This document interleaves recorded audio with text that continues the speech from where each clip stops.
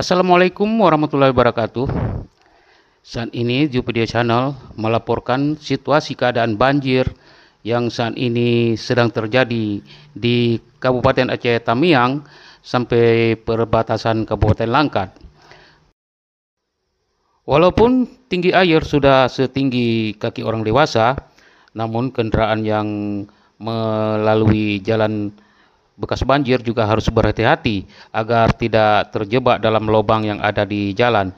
Dan sesuai dengan arahan dari Salantas Polres Aceh Tamiang, semua kendaraan harus jalan beriringan, tidak boleh mendahului kendaraan di depannya agar tidak terjadi kemacetan di depan.